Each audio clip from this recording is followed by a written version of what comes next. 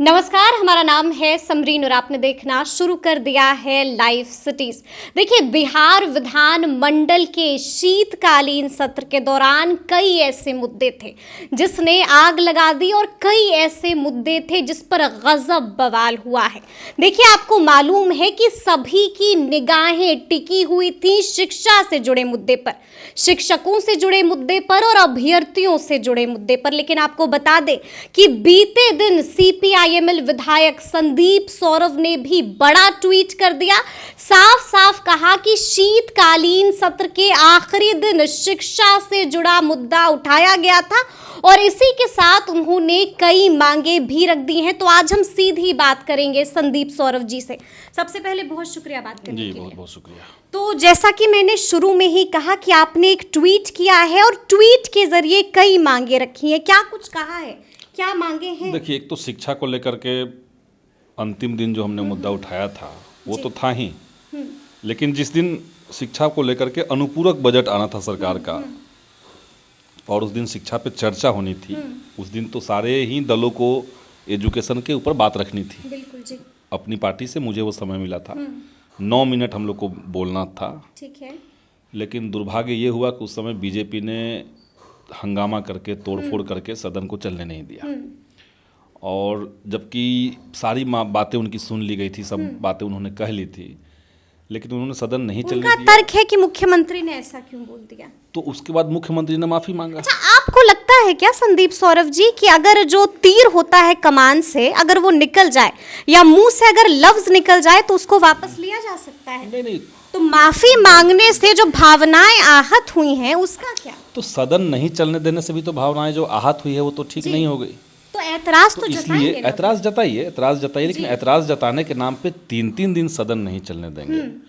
अगर ये अप्रोच रह जाएगा किसी भी विपक्ष का, तो विपक्ष का जो काम था एजुकेशन को लेकर के सरकार से सवाल करना, तो ये जिम्मेदारी तो आपने खो दी।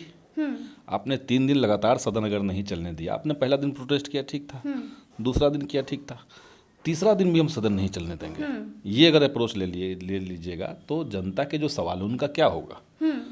तो इसलिए हमारा मानना है कि एजुकेशन के दिन, क्योंकि बहस का एक ही दिन था, ये 5 दिन के सत्र में चर्चा के लिए एक दिन तय था, तो उस दिन को छोड़ते, उस दिन ये लोग नहीं कुछ करते, अपनी बात रखते और इनको भी लगभग 1 घंटा मिलता है बीजेपी को बोलने के लिए, तो 1 घंटा में आप जो बोलना था आप बोलते, लेकिन नहीं, इनको कुर्सियां तोड़नी थी, इनको सदन नहीं चलने देना था। और हमको यही लगा कि एजुकेशन को लेकर के कोई कंसर्न बीजेपी का नहीं है। अच्छा, बहरहाल हमने मतलब लगातार मांग उठाते हैं, अभ्यर्थियों की बात करते हैं, कहते हैं अभ्यर्थियों के साथ ऐसा सुलूक किया तो हम सड़कों पर आंदोलन करेंगे, बवाल होगा बड़ा वाला। तो सदन में जब आपको मौका मिला था तो वही बात कहना चाहिए था। कह रहे हैं कि मुख्यमंत्री जी ऐसा करेंगे, वो भी लगातार दो ऐसे बयान दे दिए जिसने एकदम हंगामा मचा दिया, ठीक बात है, तहलका मचा दिया। मैं खुद ही कह रहा हूँ, मुख्यमंत्री ने भी कहा कि वो इसके लिए खुद की निंदा करते हैं। लोगों ने कहा कि मुख्यमंत्री शर्म करो, तो मुख्यमंत्री ने कहा कि हम तो खुद शर्म कर रहे हैं। तो जब यहाँ तक बात आ गई तब आगे बढ़ने देंगे ना सदन को, कि सारा चीज सदन में ही सॉल्व हो जाएगा। आपको सड़क पे तो जो करना है वो करेंगे। तो सदन का एक तरीका है, उसका चलने का एक तरीका था, उसको चलने देना चाहिए था। बहरहाल मैंने जो मुद्दा आखिरी दिन उठाया उसमें पहली मांग तो हमारी ये थी कि अभी जो नवनियुक्त शिक्षक हैं जो बीपीएससी के माध्यम से बहाल जिनका हुआ है, उन बहाल शिक्षकों में महिलाओं और दिव्यांगों को इनको कम से कम सरकार गृह जिला आवंटित करे, गृह जिला आवंटित करे, और बहुत हुआ तो अगर गृह जिला में सीटें की कमी है या कोई और तर्क है उनका, तो नज़दीक का जिला दे दीजिए। लेकिन आप ये मत कीजिए कि पूर्णिया के लोगों को आप भेज दे रहे हैं बक्सर के लोगों को भेज दे रहे हैं सीतामढ़ी, तो ये दूर दूर जो लोगों का अपॉइंटमेंट हो रहा है, खास करके महिलाओं का, तो इसको सरकार चेंज करे। एक तो मांग हमने ये रखी थी। ठीक है। दूसरी हमने बात कही थी कि अभी जो दूसरे चरण की जो बहाली होने वाली है बीपीएससी के माध्यम से, उसमें जैसे पहले सीटेट अपीयरिंग को मौका दिया गया, उस तरीके से इस बार भी सीटेट अपीयरिंग को मौका मिले जी। और तीसरी मांग हमारी थी कि ये जो फॉर्म अप्लाई अभी हो रहा है, इसमें जिस तरीके से पहले आपने एज रिलैक्सेशन दिया था, इस बार भी सरकार को एज रिलैक्सेशन देना चाहिए। तो एज रिलैक्सेशन तो दे दिया है, अतुल प्रसाद जी ने अब तो ट्वीट भी कर दिया है। 6 to 8 में शायद नहीं मिला हुआ है। नहीं, 6 to 8 के लिए ही उन्होंने ट्वीट कर दिया, 10 साल की छूट। अच्छा, तब तो ये अच्छी बात है जी। अगर ये कर दिया है तब तो अच्छी बात है। मतलब आपकी एक मांग सुन ली गई। हाँ, जी। तो इसके लिए मैंने पहले अप्रोच किया था, पहले मैंने बात की थी। अच्छा, आपने पहले भी बात की थी मैंने पहले जी। भी। सीटेट अपियरिंग के लिए भी मैंने बात की थी, हालांकि सीटेट अपियरिंग पे वो लोग रेडी नहीं थे। अच्छा, अब क्या लगता है संदीप सौरभ जी, अब क्या लगता है, क्या सीटेड अपियरिंग को मौका मिलेगा? मेरी इस संबंध में बात हुई जिन लोगों से, उनका कहना था कि सरकार का पूरा प्लान है कि दिसंबर के अंत तक ही इस रिजल्ट को फाइनल कर देंगे। रिजल्ट को फाइनल कर देंगे? हाँ, इतनी जल्दी? इतनी जल्दी करेंगे। दिसंबर में परीक्षा भी और दिसंबर में नतीजा दिसंबर भी? के अंत तक रिजल्ट ला देंगे। अरे जी। तो इसलिए चूंकि सीटेट का जो परीक्षा होनी है वो शायद जनवरी में हो, फरवरी के तक उसका रिजल्ट आएगा। तो इनका कहना है कि उसके चलते मामला बहुत पेचीदा बन जाएगा, इसलिए सरकार ने फैसला किया है कि अब हर साल ही बहाली लेंगे, ताकि इस बार के जो अपियरिंग वाले बच्चे हैं उनको मौका मिल जाए अगले साल में। बिल्कुल, अतुल प्रसाद जी ने ट्वीट भी किया था कि हर साल अगस्त महीने में हम परीक्षा लेंगे, तो सीटेट अपियरिंग वाले घबराए नहीं। हाँ, लेकिन लगता है कि बात मानेंगे, क्योंकि सीटेट वाले बड़े परेशान हैं अपियरिंग। अब करना तो सरकार को है, जी। करना तो बीपीएससी को है जी। और उनके मुद्दे को, सीटेट अपियरिंग वाले मुद्दे को तो हम मैंने पहली बार सदन में नहीं कह रहे हैं, सदन शुरू होने से पहले भी मैंने अप्रोच किया था। पहले भी आपने अप्रोच किया था। जी। लेकिन उस समय हुआ कि देखते हैं, लेकिन फाइनली उन लोगों ने तय करके बताया हमको कि नहीं हो सकता है। नहीं हो सकता है, मतलब अब इस बात पर मुहर लग गई है, एक तरह से कह सकते हैं, लेकिन प्रयास तो हमने इसलिए आखिरी दिन भी मैंने उठाया था। जी। और मैंने इसलिए कल जो सदन अंतिम था, मैं ये जानता था कि सरकार ये कह रही है, लेकिन तभी मैंने सदन में दिया कि तभी आपने बात रखी, तब भी मैंने कहा कि आप सीटेट अपियरिंग को मौका दीजिए। अच्छा, कल जब आज शीतकालीन सत्र का आखिरी दिन था, जब आपने कई मांगे उठाई, तो क्या सहमति जताई लोगों ने, मतलब बाकी मांगों को लेकर भी क्या कुछ लगता है कि बात बनी संदीप सौरभ जी? अब ये कह नहीं सकते हैं। देखिए, जो मैंने मुद्दा उठाया वो शून्यकाल में उठाया है। हाँ। और वो जाएगा अभी डिपार्टमेंट के पास। हाँ। तो मेरे ख्याल से देखिए, ये तो इस तरह का मसला नहीं है कि आप लंबे समय तक कोई रोड का निर्माण करवाना है कि आप टाल भी सकते हैं। आपको अगर मौका देना है तो तुरंत देना होगा। जी। अगर आपको सीटेट, अगर ये वाला तो हो गया, एज रिलैक्सेशन वाला तो बहुत बढ़िया है जी।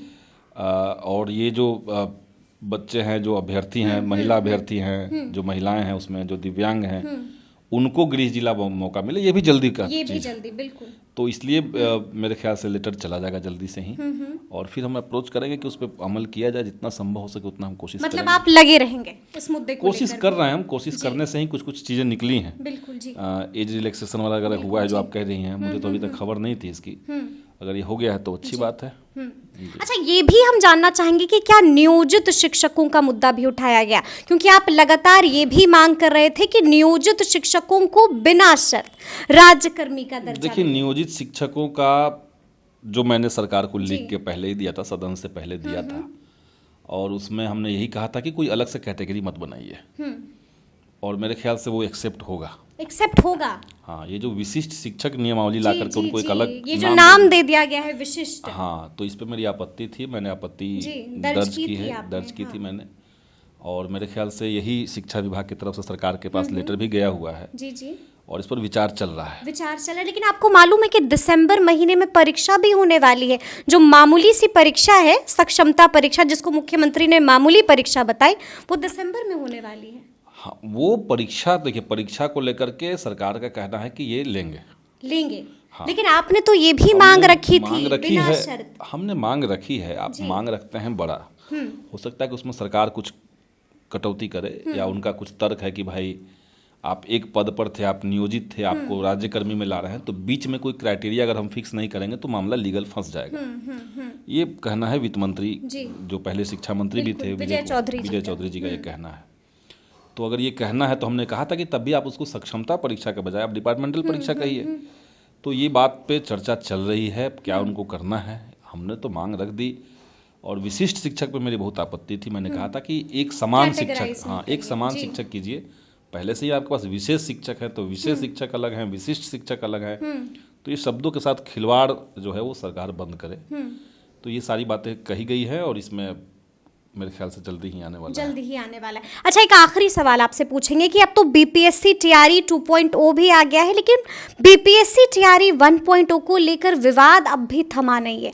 अब भी लोग कह रहे हैं गड़बड़ी हुई है, अब भी कह रहे हैं फर्जीवाड़ा है। हम लगातार देख रहे हैं कि एक्शंस भी हो रहे हैं, काम चल रहा है, लेकिन पूरी तरह से जो है विवाद थमा नहीं है। हमने उसमें एक तारांकित प्रश्न दिया था जी, और हमने उसमें 2-3 मांगे की थी।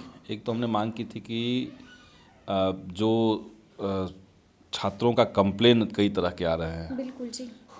किसी के रिजल्ट को लेकर के कहीं पे कई सारी शिकायतें, तो उस शिकायतों को एड्रेस किया जाए। दूसरा हमने उसमें मांग रखा था कि जो नियोजित शिक्षक हैं उनको आप नए पदों पर मत लीजिए, उनके पुराने पदों को ही समाहित कर लिया जाए। तो और नए पदों पे सिर्फ टीचर्स को रखा जाए, जो नए अभ्यर्थी हैं, फ्रेश लोगों को रखा जाए। तो और इसके बाद जो सीटें खाली हैं, जो मिनिमम एलिजिबिलिटी क्राइटेरिया को क्रॉस कर चुके हैं लोग, तो खाली पदों पर सेकेंड लिस्ट लाया जाए। सेकेंड लिस्ट लाया जाए। तो ये हमने मांग रखी। लेकिन अब तो खाली पदों को लेकर भी अतुल प्रसाद जी ने एक ट्वीट कर दिया है, बड़ा साफ साफ कह दिया है कि जो पद खाली हुए हैं उसको बीपीएससी टीआरई 2.0 में भर दिया जाएगा। यानी कि अब बीपीएससी टीआरई 2.0 की जो पूरे पद है वो 1 लाख कुछ हो गए। अब देखिए, सरकार कुछ कहेगी, बीपीएससी कुछ कहेगा, तो हम तो कुछ कह नहीं सकते हैं। सरकार ने जो जवाब दिया है, मेरे इस प्रश्न का तो लिखित प्रश्न का लिखित जवाब है। अच्छा, तो आपको जवाब मिल गया? जवाब मिला है, मैंने जवाब पब्लिक में भी डाला है। हाँ। तो उस जवाब में तो कहा गया है कि सरकार जो है वो सेकंड लिस्ट लाने पर विचार कर रही है। ये साफ साफ जवाब दे दिया गया है। साफ साफ जवाब दिया हुआ है। मतलब आप ये कह रहे हैं कि सेकंड लिस्ट आएगी, लोग जो है वो निराश। ये शिक्षा विभाग कह रही है। ये शिक्षा विभाग अब शिक्षा विभाग कुछ और कहे, बीपीएससी कुछ और ट्वीट कर दे, तो इसमें अब हम लोग क्या करेंगे? लेकिन एक उम्मीद की किरण है आपकी तरफ से, क्योंकि अभी भी चीजें फाइनल नहीं है। क्योंकि कई सारे लोगों को आपने गलत तरीके से बिना डॉक्यूमेंट वेरिफिकेशन से ले लिया, तो ये तो आपकी गलती है। उसके चलते जो मिनिमम कट ऑफ को पार किए हुए लोग हैं, उनकी तो गलती नहीं है कि उनको आपने छांट दिया है। तो इसलिए इस पे सेकंड लिस्ट पर विचार करना चाहिए। या तो आप शुरुआत में ही इस तरह से करते कि गड़बड़ियां नहीं होती। वो नियोजित शिक्षकों को समाहित करने के लिए नहीं तैयार थे उस आंसर में, लेकिन उनका कुल मिला के कहना था कि जो पद खाली है उसके लिए सेकंड लिस्ट लाने की सेकंड लिस्ट आएगी। जी चलिए, तो सुना आपने क्या कुछ कह रहे हैं संदीप सौरभ जी। देखिए, बहुत कुछ बता दिया है। ये भी बता दिया है कि उम्मीद जताई जा रही है कि सेकंड लिस्ट आएगी। ये भी बता दिया है कि सीटेट वालों को इस बार मौका नहीं मिलेगा। लेकिन ये भी कहा है कि हर साल अगस्त महीने में परीक्षा होगी, तो सीटेट वाले भी निराश ना हो। तो अब देखना होगा कि आगे क्या कुछ होता है। लेकिन इस तरह के तमाम अपडेट्स के लिए ऐसे ही हमारे साथ बने रहिएगा और देखते रहिएगा लाइव सिटीज। बहुत शुक्रिया।